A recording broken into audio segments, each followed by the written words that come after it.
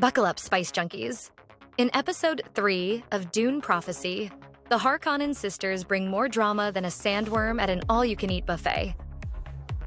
Sisterhood above all? More like Messy Family Feud, Harkonnen edition. Join us as we dive into the frozen wastes of Lankaville, where Valia plots revenge with a chip on her shoulder the size of a sandworm, and Tula fights to survive. Will Valia's manipulation of the Bene Gesserit lead to her ultimate victory? And what shocking betrayals does Tula have in store? Don't miss a second of this action-packed episode.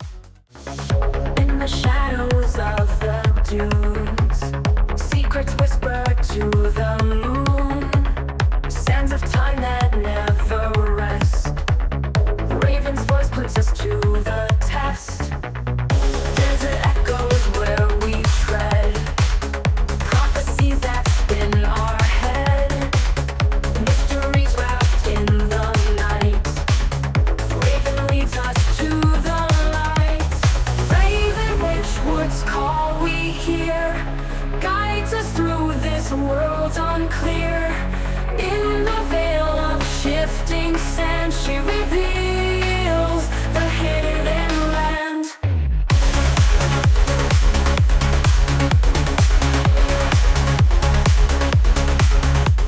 Alright, Spice Junkies, buckle up, because Episode 3 of Dune Prophecy just dropped, and the Harkonnen sisters are bringing more drama than a sandworm at an all-you-can-eat spice buffet. This one's called Sisterhood Above All, but honestly, it should have been called Messy Family Feud, Harkonnen Edition. Let's dive in. So we kick things off in the frozen misery of Lankaville, where young Valia and Tula Harkonnen are dealing with their family's fall from grace. And by dealing, I mean Valia's plotting revenge harder than a mentat trying to solve a Sudoku, while Tula's just trying to survive. Family therapy? Never heard of it on Arrakis. Valia's got a chip on her shoulder the size of a sandworm and a thirst for vengeance after Bene Atreides kills her brother Griffin. Classic Atreides versus Harkonnen drama, but with extra cold weather and emotional baggage. Meanwhile, Tula's over here like, yeah, revenge is cool, but how about not freezing to death?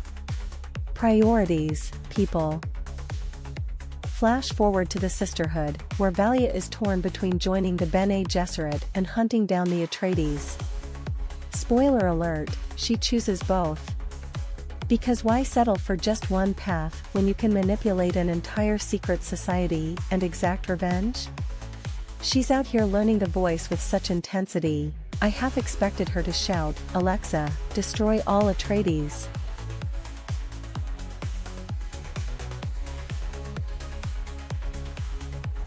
Honestly, Valia's so good at scheming, she's got Raquella eating out of the palm of her hand. If manipulating your way to the top was an Olympic sport, Valia would have more gold than the Emperor's throne room. And then there's Tula. Oh, sweet, murderous Tula.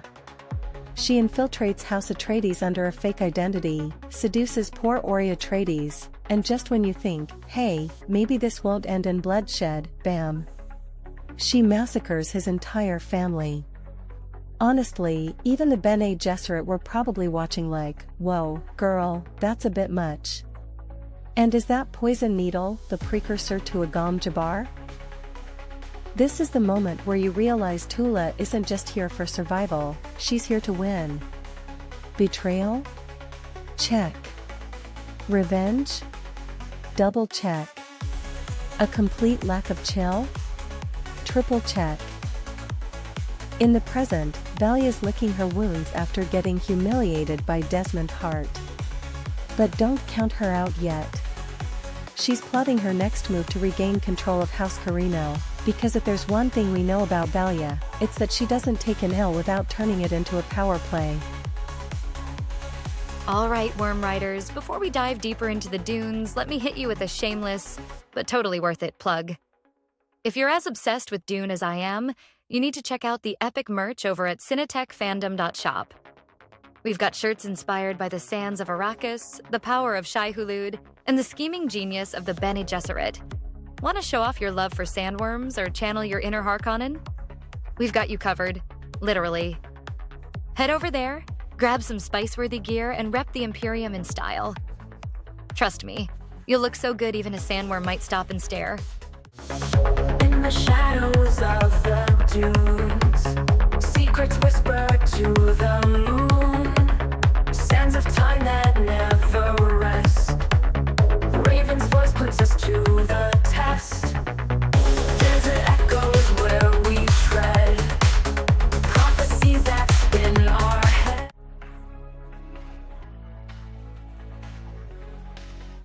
Meanwhile, Tula's dealing with the aftermath of Lila's failed agony ritual.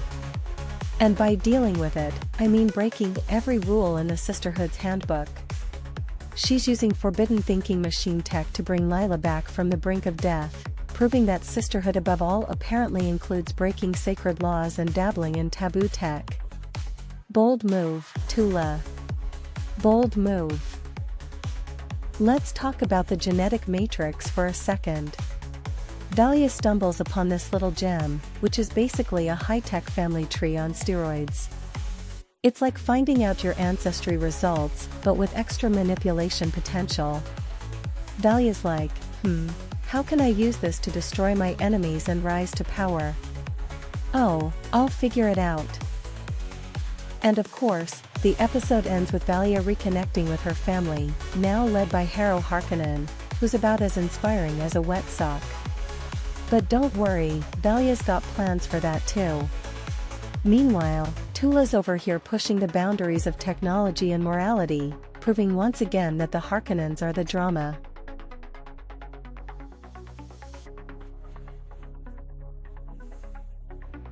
Alright, Arrakeen aristocrats, let's dive into some of the wildest fan theories and predictions for Dune Prophecy.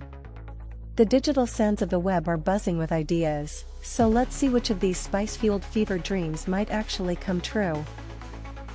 First up, Desmond Hart might be a Gola. Fans think he's not the original Desmond but a clone with enhanced abilities, maybe Bene Tlilax's tech or some past life memories. He'll reveal his true nature, leading to a showdown with the Bene Gesserit or a major betrayal. Either way, Desmond's secrets are about to explode. Lila's failed agony might lead to her becoming the first ever twice-born, resurrected through spice. Some think Dorothea's consciousness will merge with Lila's body, turning her into the prophesied weapon born of war. A resurrected Lila-Dorothea hybrid will spark chaos in the Sisterhood. Spice resurrection, because why not? Dahlia Harkonnen isn't just plotting revenge, she's aiming for the Golden Throne. She might manipulate the royal lineage to place a puppet emperor under her control.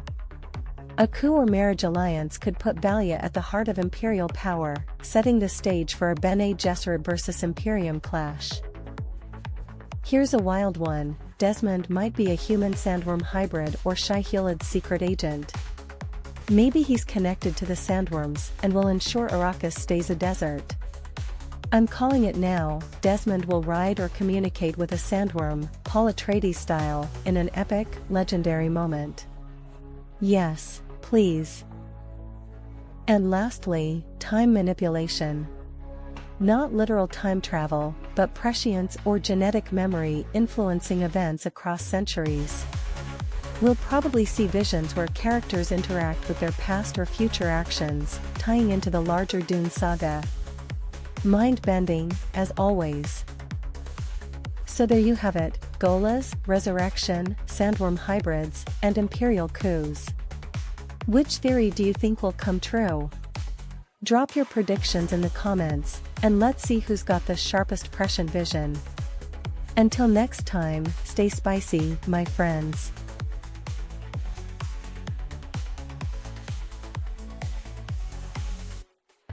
This episode was a roller coaster of betrayal, power moves, and so much Harkonnen flair for chaos.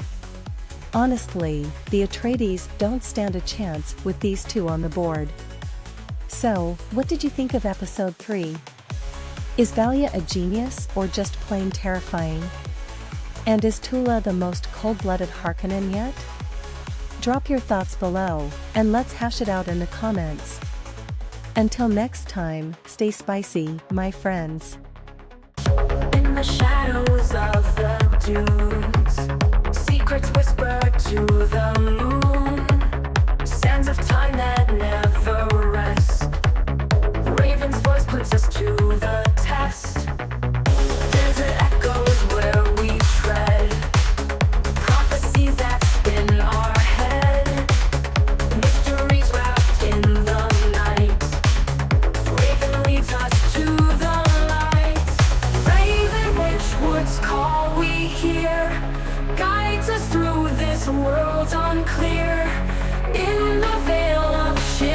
descend.